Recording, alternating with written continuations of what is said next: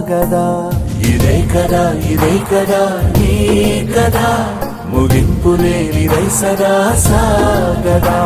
నిస్వార్థమెంత గొప్పదో ఈ పదము రుజువు కట్టదా సిరాలు లక్ష వంపదా చిరాక్షరాలు రాయదా నిసీధి ఎంత చిన్నదో నీ కంటి చూపు చెప్పదా నీలోని వెలుగు పంచగా విశాల నింగి చాలదా